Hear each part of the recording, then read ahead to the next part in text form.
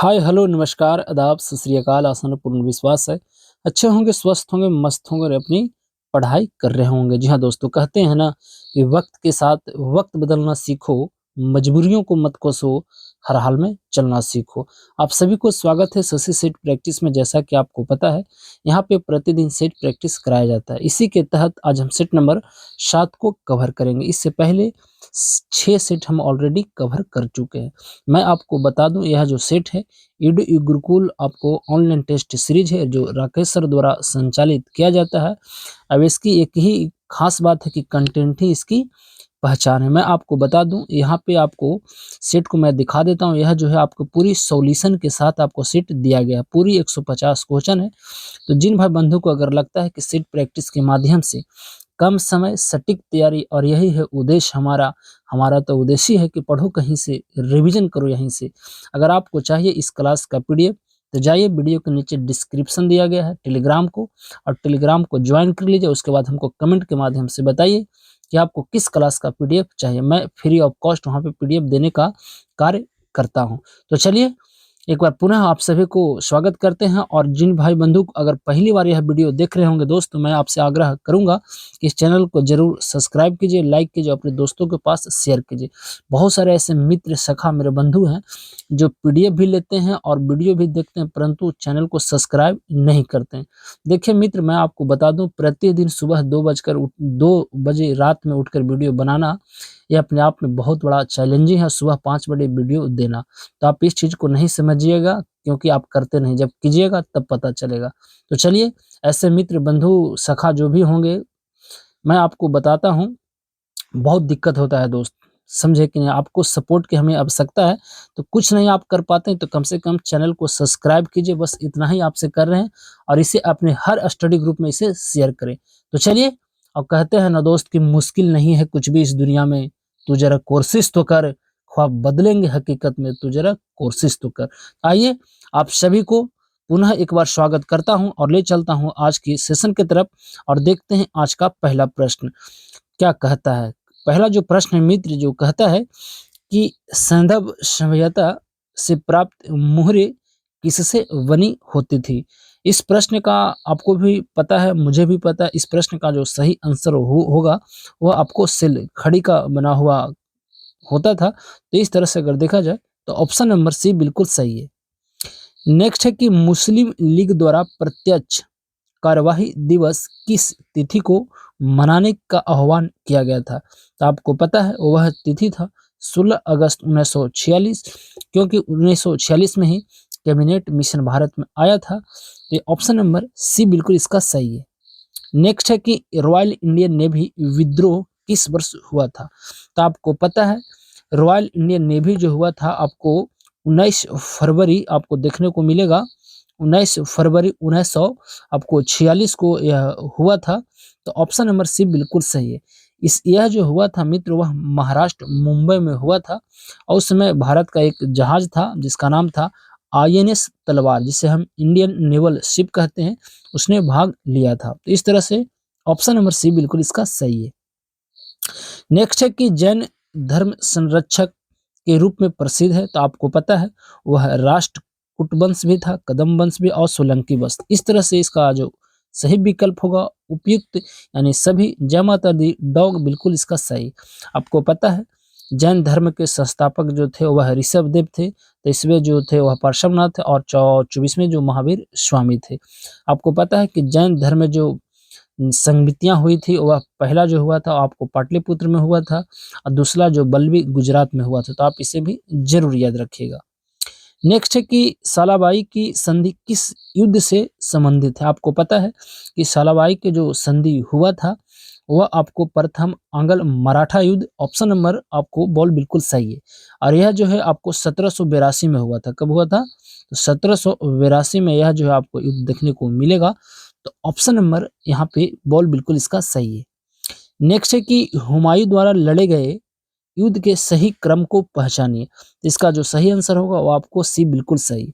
आपको पता है कि कालिंजर का जो युद्ध हुआ था वह 1531 में हुआ था। अब उसके बाद चुनार का जो युद्ध हुआ था वह 1532 में हुआ था। चौसा का युद्ध जो हुआ था 1539 में हुआ था, और कनौज का युद्ध जिसे हम बिलग्राम का भी युद्ध कहते हैं, वह जो आपको हुआ था वह 1540 ईस्वी में हुआ था। तो आप इसे भी जरूर याद रखिएगा। नेक्स्ट है कि दिल्ली सल्तनत का वह कौन सा शासक था जिसने भू राजस्व को कृषि का उपज का आधा यानी 50% हिस्सा तय किया था।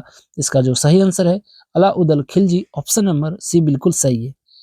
नेक्स्ट है कि कल्हण द्वारा रचित राज तरंगिणी में कुल कितने आपको तरंग, आपको पता है यह जो है जम्मू कश्मीर के इतिहास से संबंधित था और इसमें 8 तरंग हुआ करता था। तो ऑप्शन नंबर बॉल बिल्कुल सही है। नेक्स्ट है कि अशोक के अभिलेखों में निम्नलिखित में किसको आपको शासकों में से किसका आपको उल्लेख मिलता है। कहने का मतलब है कि अशोक के अभिलेखों में निम्नलिखित शासकों में से किसका उल्लेख मिलता था। तो वह जो मिलता था चोल को भी, पांडे के भी और चेर, उपयुक्त सभी विकल्प इसका सही है। तो डॉग इसका बिल्कुल सही है। नेक्स्ट है कि किस कांग्रेस अधिवेशन की अध्यक्षता विदेशी महिला द्वारा की गई थी। तो आपको पता है कांग्रेस का वह जो अधिवेशन था 1917 कलकत्ता अधिवेशन, और वह जो करने वाली थी एनी बेसेंट करने वाली थी। कांग्रेस की प्रथम महिला अध्यक्ष यही थी। तो इन्हीं के द्वारा आपको कलकत्ता में आपको किया गया था। परंतु यहाँ पे आपको दिखाई दे रहा होगा 1917 में भी महिला थी, 1925 में भी आपको महिला थी और 1933 में भी महिला थी। यह तीनों जो है ऑप्शन तीनों अब महिला से ही संबंधित है, और तीनों में आप डिफरेंट देखिएगा तो आपको 8 साल का डिफरेंट आपको दिखाई देगा। तो 1917 में तो एनी बेसेंट थी, 1925 कानून अधिवेशन सरोजिनी नायडू थी, और इन्हीं को जन्म दिवस पर 13 फरवरी को राष्ट्रीय महिला दिवस भी मनाया जाता है और 8 मार्च को अंतर्राष्ट्रीय महिला दिवस मनाया जाता है। परंतु आपको बताना है कांग्रेस के अगर प्रथम महिला अध्यक्ष पूछे तो एनी बेसेंट, और अगर पूछे भारतीय प्रथम महिला तो वह सरोजिनी नायडू। परंतु आपको बताना है कि 1933 में कौन से महिला द्वारा अध्यक्षता किया गया था। चलिए, तो इस तरह से इसका ऑप्शन नंबर ए बिल्कुल सही है। नेक्स्ट है कि जैन मुनि जिन प्रभा सूरी किस सल्तनत आपको कालीन शासक से संबंधित थे। तो वह जो थे तो वह आपको हो जाएगा मोहम्मद बिन तुगलक, ऑप्शन नंबर बॉल बिल्कुल सही है। नेक्स्ट है कि काकोरी षड्यंत्र की सजा पाने वाले व्यक्ति निम्न में से कौन नहीं थे। देखिए वह जो थे वह अशफाकुल्ला थे, रामप्रसाद बिस्मिल था और राजेंद्र लाहिड़ी, परंतु भगत सिंह नहीं थे। तो ऑप्शन नंबर सी इसका बिल्कुल सही है। नेक्स्ट है कि मिरातुल अखबार का प्रकाशन राजा राम मोहन राय द्वारा कब शुरू किया गया था। तो जरा इसको ऑप्शन यहाँ पे देखिएगा क्या इसका ऑप्शन दिया गया है। तो 13 नंबर जो प्रश्न है मित्र, इसका जो सही अगर विकल्प देखा जाए तो 1822 बिल्कुल इसका सही है। मिरातुल अखबार का प्रकाशन 1822 ईस्वी में आपको फारसी भाषा में कोलकाता से राजा राम मोहन द्वारा किया जाता था। तो ऑप्शन नंबर सी बिल्कुल सही है। नेक्स्ट है कि गांधी जी द्वारा वर्ष भर में स्वराज की प्राप्ति के लिए चलाया गया आंदोलन क्या था। देखिए यहाँ पे वर्ष भर के तात्पर्य है 1 वर्ष तक, है ना, यानी 1 साल तक यह आपको स्वराज चलाया गया था और वह था आपको असहयोग आंदोलन 1920। तो ऑप्शन नंबर आपको बॉल बिल्कुल इसका सही हो जाएगा। चलिए, नेक्स्ट है कि सेफ्टी वाल्व के सिद्धांत का संबंध किससे थे। देखिए सेफ्टी जो वाल्व का सिद्धांत वह भारतीय राष्ट्रीय कांग्रेस की स्थापना से था।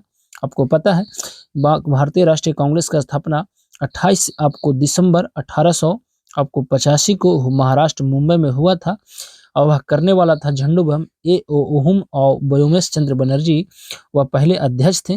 मैं आपको बता दूं कांग्रेस के अभी वर्तमान में जो अध्यक्ष है वह आपको कौन है, तो मल्लिकार्जुन खड़गे हैं। तो आप इसे भी जरूर याद रखिएगा। नेक्स्ट है कि गवर्नर जनरल को अध्यादेश जारी करने का अधिकार किस अधिनियम के तहत दिया गया था। तो वह अधिनियम था भारत परिषद अधिनियम 1861, ऑप्शन नंबर ए बिल्कुल सही है। नेक्स्ट है कि अंतर्राष्ट्रीय शांति और सुरक्षा की अभिवृद्धि संविधान में वर्णित है। तो यह जो है आपको पता है राज्य के आपको नीति निदेशक जिसे हम डीपी है ना, डीपी आपको एसपी बोलते हैं, जो आयरलैंड से लिया गया है और यह जो है आपको भाग आपको 4 से आपको लिया गया है और अनुच्छेद 36 से लेकर 51 तक वर्णित है। तो इसी के अंतर्गत अंतर्राष्ट्रीय आपको अंतर्राष्ट्रीय शांति सुरक्षा देखने को मिलेगा आपको 51 में। तो ऑप्शन नंबर यहाँ पे सी वाला बिल्कुल इसका सही हो जाएगा।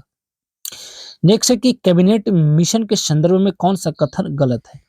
देखिए कहता है कि यह मिशन 24 मार्च 1946 को भारत पहुंचा, बिल्कुल सही है।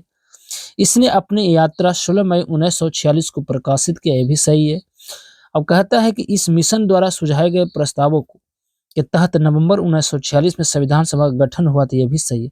परंतु जो गलत है वह है कि इस मिशन ने 2 संविधान सभाओं की मांग को आपको स्वीकार कर लिया था। बिल्कुल यह जो अस्वीकार किया था, तो ऑप्शन नंबर सी बिल्कुल सही है।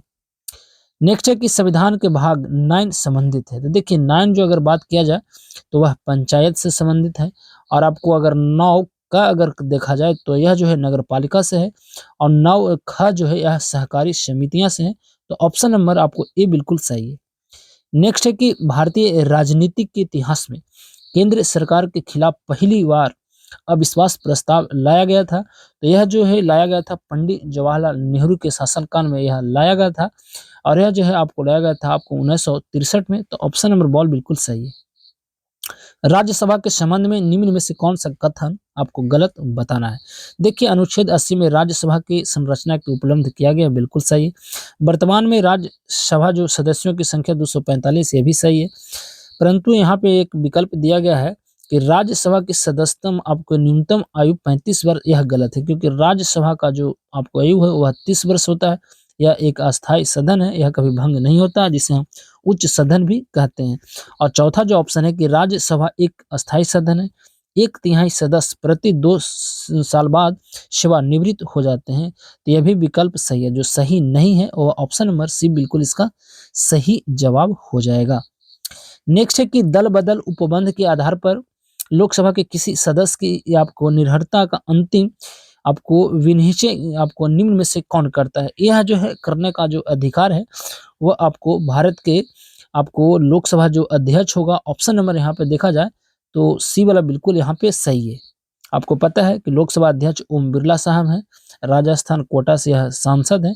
आपको बताना है कि लोकसभा के जो अध्यक्ष होते हैं इनका शपथ आपको कौन दिलाता है। देखते हैं कौन कमेंट के माध्यम से सबसे पहले बताने का प्रयास करते हैं। चलिए, कहता है कि प्रथम प्रशासनिक सुधार आयोग ने अपनी अंतिम रिपोर्ट केंद्र सरकार को कब सौंपी थी। इसका जो सही आंसर होना चाहिए वह क्या होना चाहिए। तो जरा ऑप्शन में देखिए, इसका जो सही आंसर है 1969, ऑप्शन नंबर सी बिल्कुल सही है। नेक्स्ट है कि खाद्य श्रृंखला में मानव है, तो मानव जो है प्राथमिक है और द्वितीय दोनों उपभोक्ता है। तो ऑप्शन नंबर यहाँ पे डॉग बिल्कुल सही। प्रस्तावना की भाषा किस देश के संविधान से लिया गया। आपको पता है प्रस्तावना जो है वह जो है आपको अमेरिका से लिया गया है, परंतु प्रस्तावना की भाषा जो है वह ऑस्ट्रेलिया से लिया गया है। तो ऑप्शन नंबर डॉग इसका बिल्कुल सही है। नेक्स्ट है कि राष्ट्रपति द्वारा संविधान के उल्लंघन करने पर महाभियोग चलाकर उन्हें पद से हटाया जा सकता है, बिल्कुल हटाया जा सकता है। ऐसा संविधान के किस आर्टिकल के तहत किया जाता है।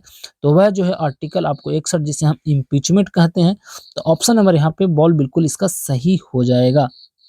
नेक्स्ट है कि किस संविधान संशोधन द्वारा दिल्ली विधानसभा तथा पुडुचेरी विधानसभा के निर्वाचित सदस्यों को राष्ट्रपति के निर्वाचन मंडल में शामिल किया गया था। तो यह जो 17वां संविधान संशोधन 1992 में यह हुआ था, इसी के तहत इसको लागू किया गया था। तो ऑप्शन नंबर यहाँ पे बॉल बिल्कुल सही है।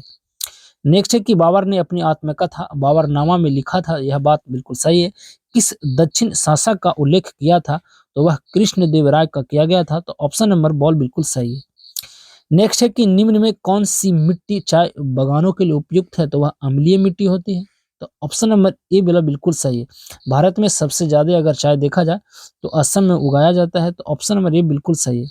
गुलामगिरी नामक पुस्तक किसने लिखी थी। तो यह जो है पुस्तक लिखा गया था ज्योतिबा फुले। ऑप्शन नंबर आपको सी बिल्कुल इसका सही हो जाएगा। यह कब लिखा गया था दोस्त। तो यह जो बुक है आपको लिखा गया था 1873 ईस्वी में। क्या लिखा गया था। तो 1873 ईस्वी में ज्योतिबा फुले द्वारा। और यह जो पुस्तक था अमेरिका की एक प्रथा था, दास प्रथा, उसी पर आधारित था। तो सी वाला बिल्कुल इसका सही है।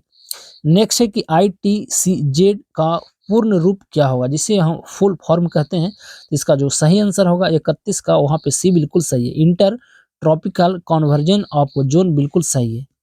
नेक्स्ट है कि भारत का कच्चे इस्पात के वैश्विक उत्पादन में कौन सा स्थान रहा है। तो वह सेकंड स्थान है, अर्थात द्वितीय। ऑप्शन नंबर बॉल बिल्कुल सही है।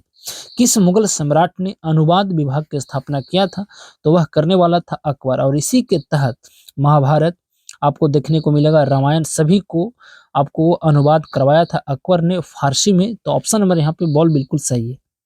राधा मोहन कप किस खेल से संबंधित है। तो राधा मोहन जो है आपको पोलो से है, आपको उबेर कप और थॉमस कप बैडमिंटन से है, आपको गोल्फ राइडर कप है, हॉकी तो आप जानते हैं, आगा खां कप हॉकी से संबंधित है, तो बॉल वाला बिल्कुल इसका सही है। नेक्स्ट है कि कुला कुला कांगड़ी पर्वत शिखर निम्न में से किस देश में अवस्थित है? तो यह देश है आपको भूटान, आपको पता है भूटान की राजधानी थिम्पू है, इसका मुद्रा निंगुल्ट्रम है। अब भारत का यह पड़ोसी देश है जहां मेरा मित्र दिलीप रहता है, तो ऑप्शन नंबर सी बिल्कुल सही है। मैं प्रतिदिन दिलीप से वीडियो कॉलिंग बात करता हूं, तो यह भूटान में ही रहता है, इसलिए यहाँ पे इस प्रश्न का सही विकल्प ऑप्शन नंबर सी बिल्कुल सही है। नेक्स्ट है कि निम्नलिखित युग्मों को सम्मिलित कीजिए। देखिए, राष्ट्रीय वन्य जीव अधिनियम 1972 ऑप्शन नंबर ए बिल्कुल सही है। दूसरा जो विकल्प है मित्र, दूसरा जो कहता है कि प्रोजेक्ट टाइगर जो है 1973, ये भी विकल्प सही है। तीसरा है कि प्रोजेक्ट एलिफेंट 1992, ये भी सही है। तो सारे विकल्प इसका सही है, तो ऑप्शन नंबर डॉग बिल्कुल सही है। नेक्स्ट है कि किस मुस्लिम शासक ने मूल नियंत्रण पद्धति को पहली बार लागू किया था? तो वह Alauddin Khilji, option number C बिल्कुल सही है।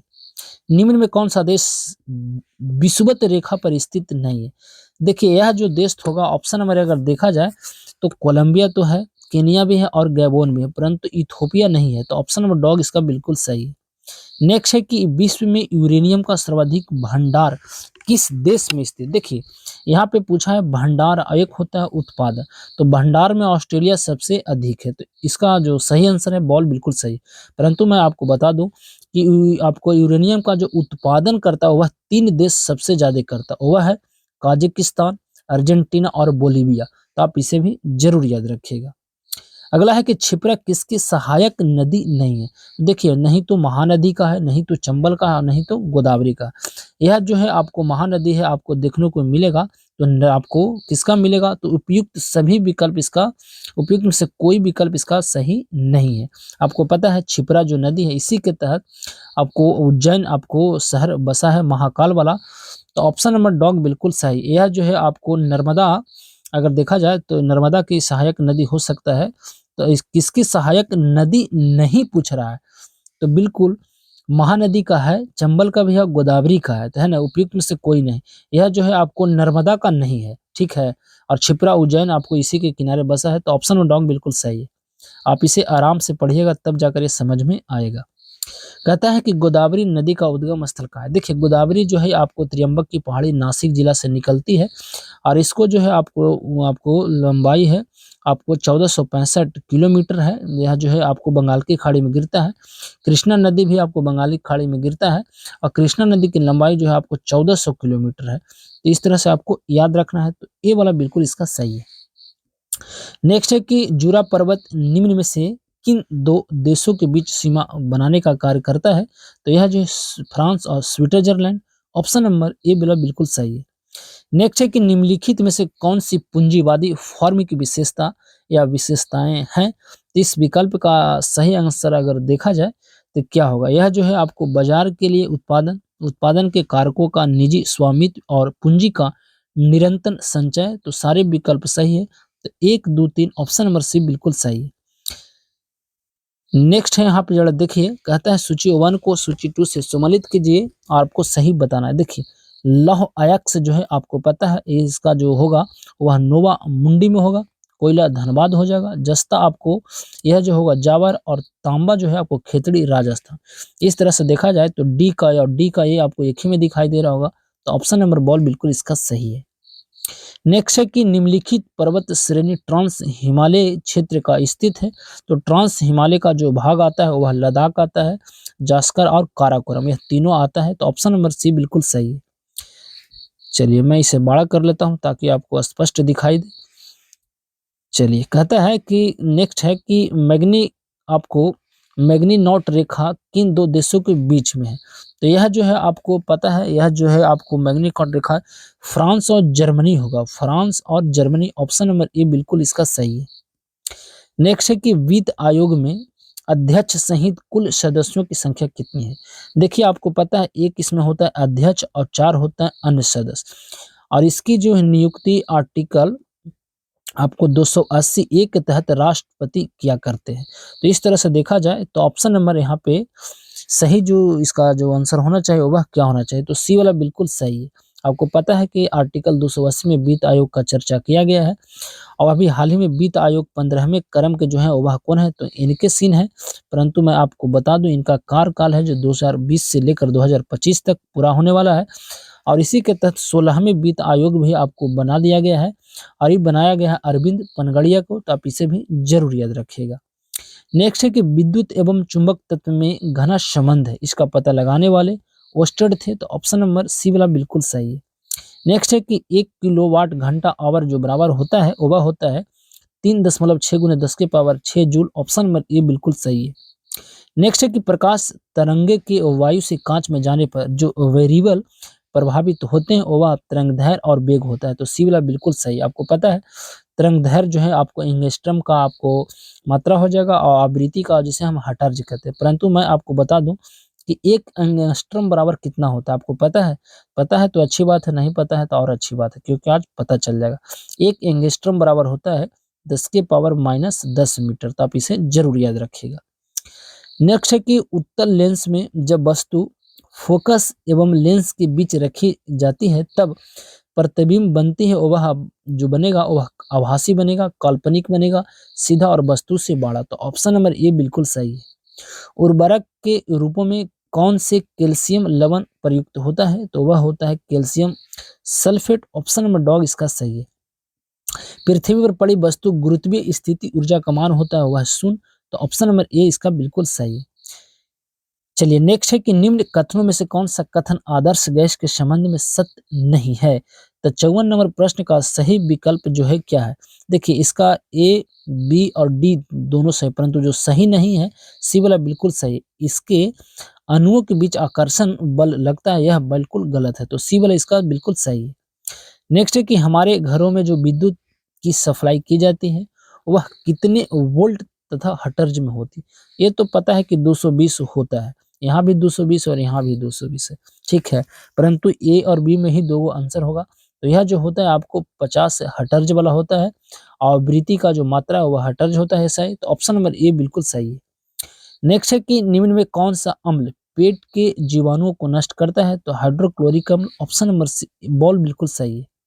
निषेचन के परिणाम स्वरूप बीजांड से क्या बनता है, तो यह जो है आपको देखा जाए तो बीज बनेगा, तो ऑप्शन नंबर यहाँ पे बॉल बिल्कुल सही है।